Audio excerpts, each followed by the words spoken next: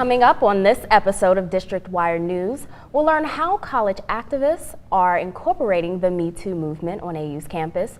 Ben's Chili Bowl is honoring their historic beginning, and we'll find out which DC council member is currently receiving some backlash. Later, we'll hear from an LGBTQ roundtable of being a person of color in that community in DC.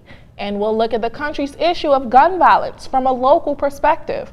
Plus, we'll have a musical guest joining us today in the studio. I'm Bobby Thomas. And I'm Japera Ellison. Welcome to another episode of District Wire News. From sexual assault allegations against Harvey Weinstein and music producer Russell Simmons to even recent allegations against President Donald Trump by adult film actress Stormy Daniels, the Me Too movement is at the forefront of Americans' minds today. We have in the studio reporter LaShawn Donaldson talking about the Me Too movement. LaShawn? Yes, Bobby. I have the Director of Journalism at the School of Communications at American University, Amy Eisman. Amy, thank you so much for joining us here today. Since the Me Too movement has started, students have been speaking out against sexual harassment and assault. How do you think that plays out against activism on college campuses? It's such a good question, LaShawn. Actually, the actions against sexual assault really started with a lot of the Title IX efforts to make people more aware of what's happening on campuses. The newer angle on this really is the Me Too movement, which has brought in a little bit more of the workplace issues. And so one of the things that universities need to start focusing on is how to train students for when they go into the workplace. And since students have been speaking out, how do you think these accusations how do you think these accusations are addressed on college campuses? Well, I think the colleges are doing a pretty good job of getting the word out, but the Me Too effort is going to have to come really from the university itself and not necessarily, because again, we're talking about what it's like in the world of employment. Now, there are lots of things that are happening. Different student groups are coming up.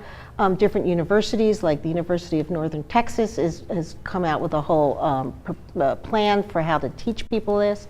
There are summits being held at the Newsam. There's a Time's Up movement that's happening in the media industry. There are lots of efforts, but they're just at the beginning. And where do you see the Me Too movement going in the next few years? Where I see the movement going? I have to say I have mixed feelings about it. I hope it's around and I hope it's not needed. Well, thank you so much. This is Amy Eisman here from, as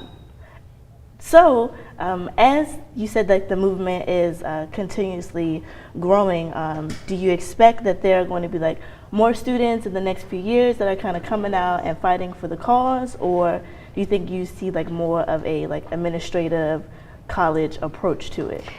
It's such an interesting thing to think about, because I do think that most students are feeling less stigma about speaking out.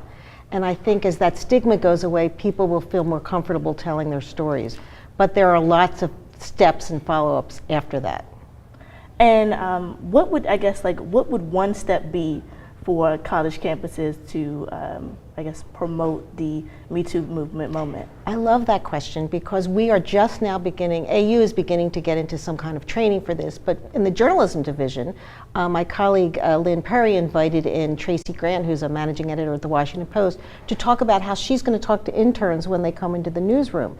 In truth, employers and educators, we used to get students like you guys ready for the newsroom, but we didn't spend a whole lot of time talking about how to get ready for the culture of the newsroom. And what could AU do more to assist students going into the workplace by not being sexually violated against? What could be done? Another great question. My class is doing a full project looking at the Me Too movement and students and how it is affecting all of us. One of the things that we did was an exercise in the class the other day about what to do if somebody leans over or touches you inappropriately. It was an exercise I learned from another colleague at another university, teaching students to have the strength and the confidence to say, no, you're in my space, please go away. Well, thank you so much. And this is Amy Eisman here, the Director of the School of Communications at American University. Going back to you, Japera. Thanks, LaShawn. Hundreds of people are gathering and celebrating DC's Emancipation Day on Pennsylvania Avenue. Emancipation Day is a day to celebrate the freedom of the slaves. From a parade, musical performances, and dancing, District Wire's reporter LaShawn Donaldson reports from Freedom Plaza. Hundreds of people filled the streets of Pennsylvania Avenue to commemorate D.C. Emancipation Day. D.C. compensated Emancipation Act of 1862 ended slavery, freeing over 3,000 people. Some participants came for the historical connection. And my ancestors were raised up during slavery time. I had to come to see for myself what it was all about. People listened to the reenactments of Frederick Douglass, while some people came to enjoy the live performances. You know, I heard about it in the newspaper during the week, and I saw the lineup, and I really like some of the performers, and it's to remember a really special time in our history as a country. So it seemed like a really great idea to come out and celebrate. Musical performances included headliners as Brandy and Jussie Smollett, and local D.C. artists such as Allure. I would just say I hope that in future coming years that more people come out, more young people and more older people help spread the word to the younger people so that they can know the history and know what they're facing moving forward, and again to help make a better DC and ultimately a better America. April 16th is known as D.C. Emancipation Day. LaShawn Donaldson, Washington. This year marks the 50th anniversary of MLK's assassination. Ben's Chili Bowl honored the assassination and the historic significance it played during the D.C. riots. When the riots went into effect after MLK's death, Ben's Chili Bowl was given special permission to remain open on U Street. The restaurant served as a place of peace and for people to rest and eat. They take care of the community. We feed the homeless every day. They come in. Like most places, you know, they kick them out. You know, we always give them a drink and a half smoke and send them on their way because they've been here. You know, like I said, they've been here since '58. So this is kind of just a landmark for a lot of them, and a lot of them have been fed. I talked to one of the homeless guys the other day. He said that he's been eating here since he was a kid. You know, he's 40-something years old. So it's just a great thing. And On the 50th anniversary, Ben's Chili Bowl hosted a march at the intersection of Georgia Avenue and ended at its U Street location, followed by a candlelight vigil. A Black nationalist organization in the DMV takes center stage in Lafayette Square. Demonstrators showed up to let their voices be heard and to embrace positivity and love in the Black community.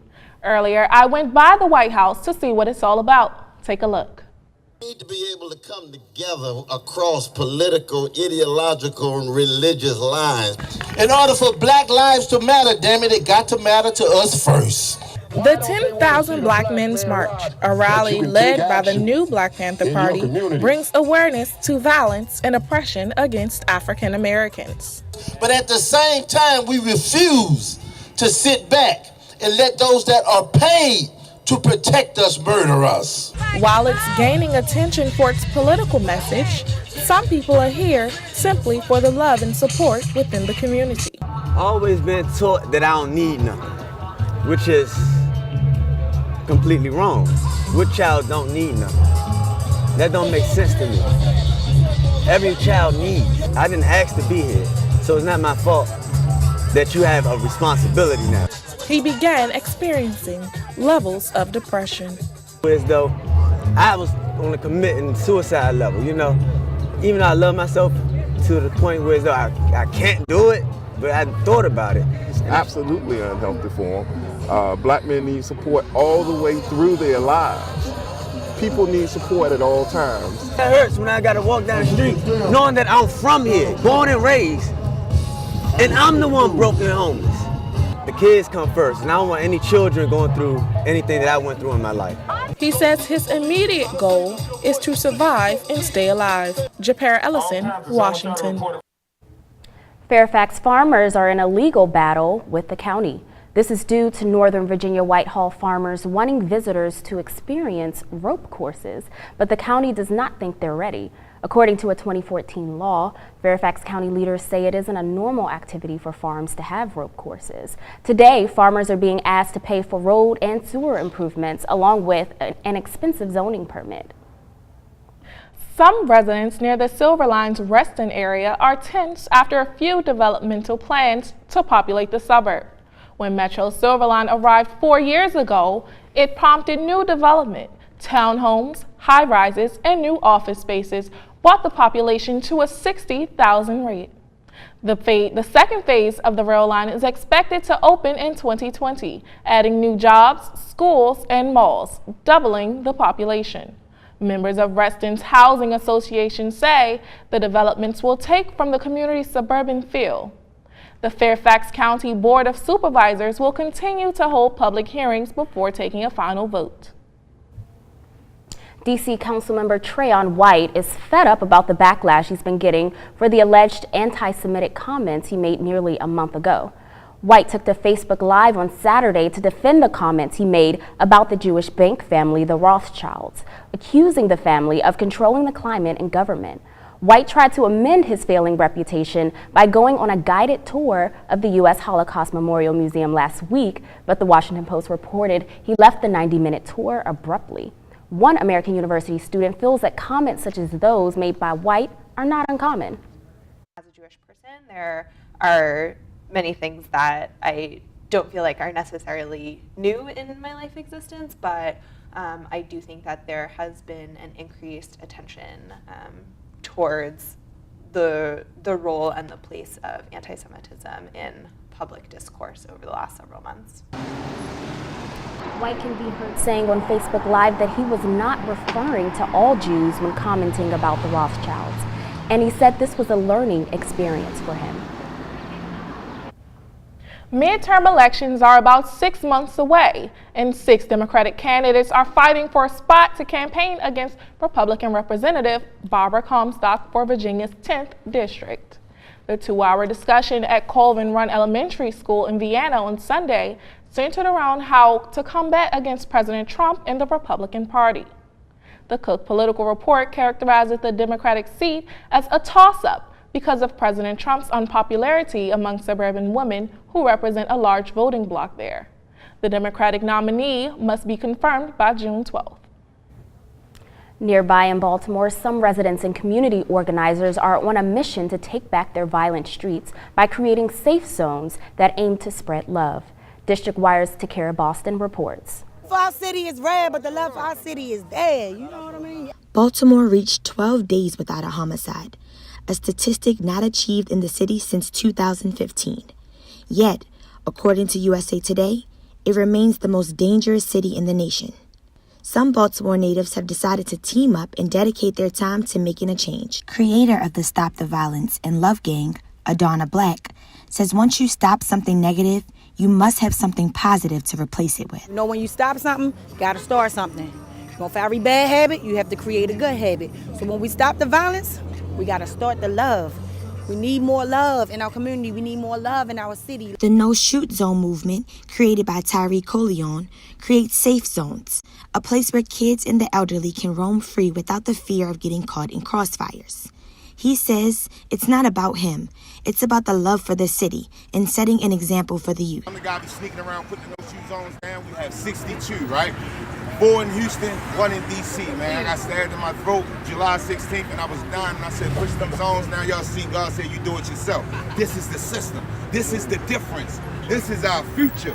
When you can see him at this age and know that his kids gonna know what he was doing at this age. Coleon and the rest of the Love Gang says they will continue to teach peace. We love our city. We love the people in the city. Our city is the ish. For District Wire News, Takara Boston, Baltimore. Many D.C. Council members are calling for a creation of a watchdog group to help protect the city's public school system. The group would research education data and help rebuild trust in the D.C. public school system. This comes after the release of a city report earlier this year, which stated that 1 in 3 high school graduates did not meet the requirements they earned on the diploma. Ward 3 Councilmember Mary Che, who proposed the initiative, is hoping the watchdog group will receive funding by October. Coming up on District Wire News, R. Taylor Moore sat down with a few folks to discuss an important issue for the local D.C. LGBTQ community. She hosted a brunch to chat with a few folks, and we'll hear from her about that in just a minute. We'll be right back.